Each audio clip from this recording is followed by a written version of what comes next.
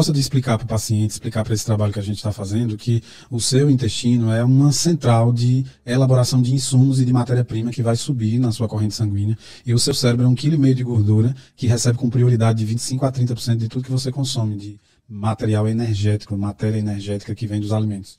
Se você se alimenta de uma matéria de baixa qualidade, sua atividade elétrica matematicamente será de baixa qualidade.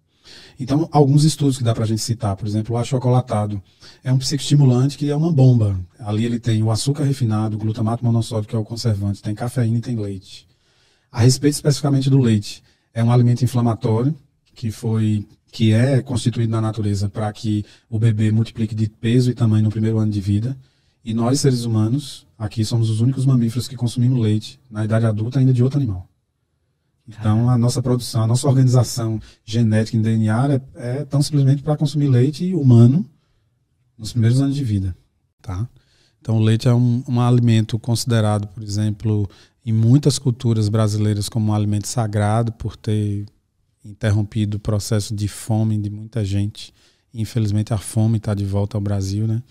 Mas, nesse contexto que a gente está buscando aqui, o leite não é um alimento considerado bacana para o cérebro. Depois vem o glúten, né, que é a farinha de trigo, que nem de longe é o trigo que Jesus consumia naqueles primórdios. Né? É uma junção de uma série de compostos ali, e o glúten ele também tem um efeito altamente inflamatório para o cérebro. Então a estrutura cerebral não funciona adequadamente. E aí tem alguns processos patológicos que não se dão mesmo.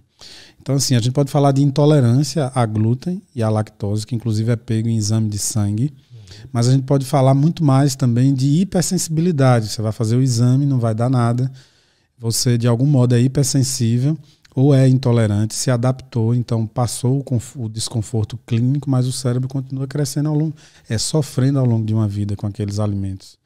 Então é importantíssimo entender que o sujeito, por exemplo, que tem uma sensação ou um diagnóstico claro de TDAH, ele tem que fazer uma dieta restritiva. Porque o maior estímulo sempre vence, Lutz.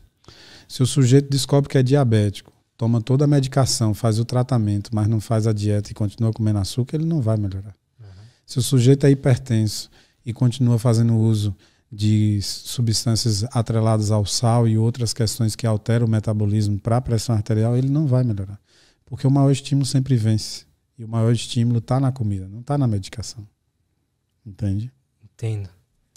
Então, assim, para você criar atividades elétricas absolutamente refinadas, que tente parar para pensar. A atividade elétrica cerebral é a instância mais refinada do processo metabólico, do processo de produção fisiológica natural, né?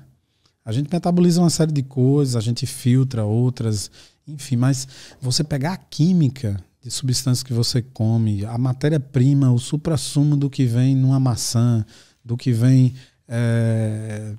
no arroz, no feijão, na proteína, e depois de digestão, depois de absorção pelo intestino, você conseguir pegar aquilo, o suprassumo daquela matéria que já está muito metabolizada e transformar em uma explosão elétrica cerebral, é o milagre da vida acontecendo. E a atividade elétrica, mais uma vez, repito, última instância, é mais próximo do mundo das ideias, pensamentos, emoções, comportamentos. E agora a boa notícia, agora ela pode ser medida, pode ser modulada, pode ser compensada, pode ser calibrada. Então, onde chegamos? Então, esse é um novo paradigma, porque antes, primeiro, você ia a uma consulta, seja ela no psiquiatra, no neurologista, no psicólogo. Todo o processo diagnóstico relacionado à questão da saúde mental era baseado tão simplesmente em sinais e sintomas. Se você lê muito e você decide falar para o psiquiatra os sintomas que você leu e, sei lá, fazer um teatro do trejeito das coisas que você leu, você pode ir tranquilamente ser enquadrado num diagnóstico. Isso não tem a ver com a competência ou incompetência do terapeuta. Ele está ali para dizer se você se enquadra ou não. Então isso começou a incomodar muito a área clínica, porque muitas vezes há distorções, como o exemplo que eu falei. Tá, é TDAH, mas aí vai poder usar Ritalina ou Venvance? Tem hipersensibilidade alimentar? Como é que está esse intestino? Está com disbiose, que é a inflamação, e por isso não está absorvendo nutrientes? Entende? Então, começou a pensar o ser humano de uma forma global.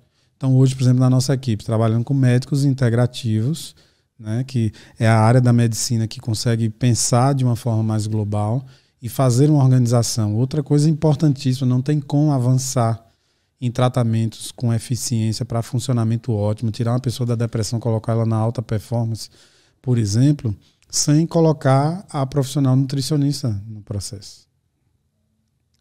Porque as pessoas precisam reaprender a comer porque elas estão sendo vítimas e sendo pegas por uma armadilha que é um marketing comercial. De que eles perceberam, a indústria alimentícia percebeu o que elas precisam fazer para você tomar certo tipo de comportamento. Exatamente. Exatamente. E mais que isso, por exemplo, pesquisas vêm caminhando para demonstrar, por exemplo, que o glúten ele estimula a compulsão, não só para comer mais. Mas, por exemplo, é muito mais difícil tirar um cara que está cheirando cocaína para ficar limpo e parar se ele come glúten, porque comendo glúten o cérebro vai ter mais vontade. Entendi. Outra comparação importantíssima, por exemplo, o efeito da explosão elétrica cerebral que o Nescau em um garoto de 7 anos de idade tem para um homem, um jovem adulto de 27 que está cheirando cocaína e o outro está tomando Nescau. Descobre-se que os doces, né, eles têm receptores opioides muito parecidos com os receptores lá na frente da cocaína. Então eu digo para o pai, se tu consegue fazer agora a dieta restritiva, tu ensina e educa teu filho a ficar menos atraído na adolescência para experimentar outro tipo de droga. Ou pelo menos... E se ele experimentar, ele tende a gostar, porque não diga, eu falei isso lá no Maurício, né?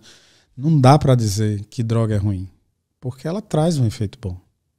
Ela traz um efeito bom. Isso é um fato. Agora, o custo que você vai pagar em algum momento é muito alto. Então, a relação custo-benefício fica alto, mas o benefício imediato ela sempre traz. Então, por exemplo, reunião com pais, tal, estão preocupados com os filhos. Nunca diga que droga é ruim, que nunca se aproxime, porque no dia que ele se aproximar e ver, vai ver que você estava errado. Então, você não sabe nada daquilo. O que é que acontece? A credibilidade vai para o lixo, porque está falando de uma coisa que não tem propriedade para falar. E aí entra os trejeitos da sociedade, né? Por exemplo, estigmatizou a aproximação com droga como se fosse uma faixa ali, determinou que era ilícito, mas, pô, quer ver o exemplo? O garoto adolescente começa a sair para balada e começa a beber, e a mãe começa a ficar preocupada. E aí ela tá com um conflito em casa, conjugal, que não tem nada a ver com o filho, e o filho já tá saindo muito porque não aguenta mais ver os pais brigando em casa. Aí o dia todo ela toma café.